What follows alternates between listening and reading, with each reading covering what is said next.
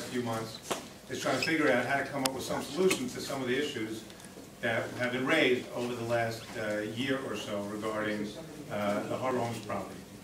The suggestion I'm going to make today is something that I've thought through based on all my understanding of all the appreciable legal issues, the property issues, the residential issues. I shared it with the councilwoman the other day. We discussed it at length. It involves the Housing Authority as well. I spoke to the Housing Authority to see if they're on board with the recommendation that's going to be made tonight. And the hope is that there's some consensus that this might be something that works. The key thing here is to appreciate that this is something that we're talking about on Harbor Homes residential property. How many people here from Harbor Homes? All right. So what we're talking about is Harbor Homes property. Harbor Homes people, the ones that live on this property, and the Housing Authority is responsible to them first and foremost because it's their housing complex. The question is, ultimately, is it appropriate, possible, legal, financially possible to create some type of park to buy the land? We did an appraisal. Appraisal comes back. The appraisal is approximately $1.6 million for the value of the property. It's not something that terribly surprised us. It's a big piece of property. The key problem there is one, finance, but two, is that it's Housing Authority property. Housing Authority has been told by the bank, it's not now Chase Manhattan, it's Sterling, as I understand it, who says essentially that if there's a sale, they're aware that we're contemplating this, we did the appraisal. What bank did you say? Sterling. Sterling. That if they, if the land gets sold, then they have a right to the money for the sale because they have legal authority over the property. And there may be some value to that. And our position is we're not really looking to get into a fight over dollars. Certainly the Housing Authority can't give up an asset and then whatever resources they get, give to another bank, give to the bank, and then they're out the property and the money. So this is what I'm going to recommend. There's two portions to this property, as far as I can tell. One is the open space portion, which is trees, and essentially it's not the kind of thing where people kind of wander through, and that's the larger portion. The other portion is what I would identify as a recreational area. Certainly that lends itself to recreational area. What we're going to recommend is that, and sort of what I'm recommending, is that the town will make a commitment to invest $200,000 to $300,000 to improve the recreational area that's in the past had been used for recreational space. It's a basketball court, there's barbecue pits, there's... That court's been applause. Well, it's okay. We don't need to let's give the whole story out and we'll talk. Might end up booing. The part of that involves, by the way, and there'll need to be money that dedicated to when we put up a basketball court, we also need to have ingress and egress, access. So there needs to be a ramp because it has to be ADA compliant, right? So you have to get up in a wheelchair, you have to be able to get up on whatever it is. So there have to be stairs, there has to be access, there has to be lighting, it has to be safe lighting, you have to be able to see where you're going at dusk.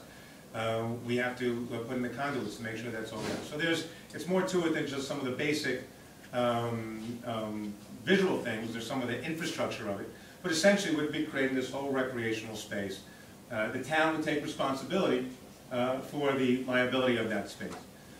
The Housing Authority would take responsibility for maintaining it. Now, here's where some of the creative stuff comes in.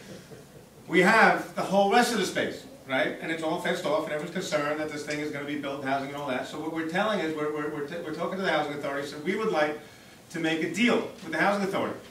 If we give them the $250,000, approximately $250,000, and improve the recreational area and agree to insure it and make certain investment of it each year, they will agree to preserve the entire space. They will sign a contract with the town that this land will not be developed for a minimum of 20 years. And so the property then is preserved as open space, meaning there's still trees.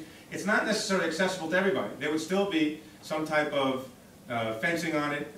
People might have access to it by permission, during the day, whatever it is. But you can't certainly have a place that has cliffs and other things without proper fencing and proper security measures. So there would have to be some way to keep that area protected, yet preserved. In consideration for the housing authority, to not develop this land for 20 years, the town has to give something up. The town will give land that we've acquired recently in Newcastle, which is the Grant Street School property. Now that doesn't necessarily affect people here, but the Grant Street School was an old school that basically is still standing there. We're applying for grants to have it taken down. But the housing authority would like to be able to utilize that property to build a similar housing complex that they were going to build here. And so the thought is, what they were going to build here, they essentially could build something akin to that there, which is adjacent to their other housing authority. So they have all the property. Now, because they have all the space and land, they actually have a whole big chunk of land. It actually works for them. Now, in consideration for us giving them that building, they actually have to give us a piece of that property back, along with a little bit of their property, which is next to it, because we need parking for our community center across the street. So they will then give us that. But are they going to tear down their property in Newcastle after 20 years? What's that? Are they going to tear down what they built in Newcastle after 20 Tear years? down? Well, I don't know what you're talking about. There's a school there that's been there Why for not? 40, If 50 they years. can develop here after 20 years. Yeah, I don't know what you're talking about, Joe. There's the community center. I don't know if you're familiar with that whole area. We just built a community center down there. That's for the whole region. And that community center, that we got through a $10 million grant from Neptune Transmission Corp and some stimulus dollars from the federal government and some money from Verizon and some other sources. And so, in other words, this is a multi-level deal, right? So that the goal is to keep this land from being built. 20 years, the deal, basically it's the length of time for these tax credits. So at the end of the tax credits, the bank loses authority over this property. That's, for all intents and purposes, a generation. The investment in terms of the space, so that people who want to use it can use it. Now, one of the caveats here is that this remains housing authority. This housing authority property remains Harbor Homes property. People live in Harbor Homes. It's your property. And you are inviting the entire rest of the town to come on and hang out and play basketball and do barbecue and all that on your property.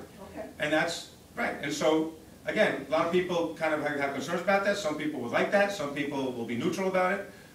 The deal that we would impose, really, is that the housing authority will set the parameters by which time it's open. So, in other words, if there's, they're going to set certain rules. It's going to be closed at dusk, like we close all our parks. There's going to be certain rules relating to use. You can't do certain things in terms of safety and all that. Same things that we do in every other park. But because remember, there's a degree of liability from the housing authority, and they have to have some degree of responsibility, and they are there to answer to the whole community here who live in Harbor Homes. So the people from Harbor Homes want to have a cookout there one day, and they want it to be just them. They can close off the park because it's their property. And so, they will have a calendar with the town to say that certain days of the year they might close it off, they might have certain events. But for the most part, it will be open to the entire town. In fact, in order to take town money, they have to open it to the entire town. So that's part of the deal. You can't take town money and then just close it off and keep it only for Harbor Homes. So the whole notion here is that because we are giving money and taking some responsibility in the town, Harbor Homes is going to agree to accept that money, but also open it up to the larger community. Because the housing authority is going to give up $1 million plus asset, they are going to get a similar asset in another part of the town and be able to do what they wanted to do in an area that is prepared to have such things done. Again, because that's greater value than us giving, because the land has great value, they would then have to give us a parking lot, and that's something that doesn't involve folks over here, other than the fact that to say that when you come down to the community center down there, it will be a place to park. That's the gist of the idea. Now, what this does is, one, it resolves the property for 20 years. Two, it reduces any cost in terms of purchasing and non-purchasing its resolution without having to spend millions of dollars. It gets relatively quickly improvements to the property so that people can actually use it again, both locally here in Harbor Homes and the surrounding community. And three, it meets the fiduciary obligations of the housing authority. So that's the plan. We're prepared. I'm certainly prepared to present it. Again, I spoke to Dean DeGiorgio about it and a few others. And so, the purpose of tonight's meeting was, one, to let people know that this is what we're now prepared to put on the table, and to see what some people think.